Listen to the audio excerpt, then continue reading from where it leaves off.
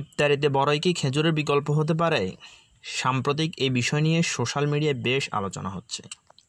চলুন আমরা জানার চেষ্টা করি আসলে বড়ই খেজুরের বিকল্প কিনা। আমরা মুসলমানগণ সারাদিন রোজা রেখে ইফতারিতে খেজুর খাওয়া আমাদের ধর্মীয় অনুভূতির একটা বড় জায়গা এবং রাসূল সাল্লাল্লাহু আলাইহি সাল্লামের সুন্নাহ।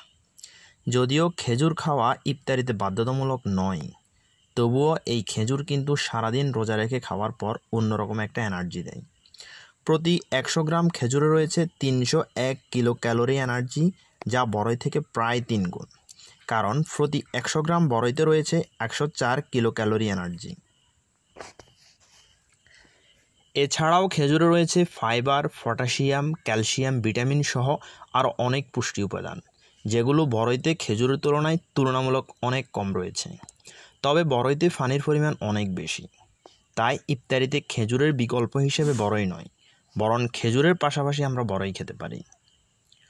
আর অনেক পুষ্টিবিদগণ মনে করেন আমরা সারাদিন রোজা রেখে চিনি দিয়ে শরবত খাওয়ার চেয়ে এই খেজুর খাওয়া অনেক এনার্জিদায়ক, কারণ রোজা রাখার ফলে আমাদের সুগার লেভেল অনেক ডাউন হয়ে যায়, আর এই খেজুর তাৎক্ষণিক সুগার সোর্স হিসেবে অনেক ভালো কাজ করে। আর পুষ্টিবিদদের মতে ডায়াবেটিসের রোগীরাও এই খেজুর খেতে পারে, কারণ খেজুরের মিষ্টতা তাদের জন্য ক্ষতিকর নয়। আর বর্তমান সময়ে অনেক বড় বড় সমস্যা, খেজুরের দাম অনেক বেশি, তাই খুব বেশি না হলেও সাধ্যমতো খেজুর খাওয়ার চেষ্টা করবেন। সবাইকে ধন্যবাদ।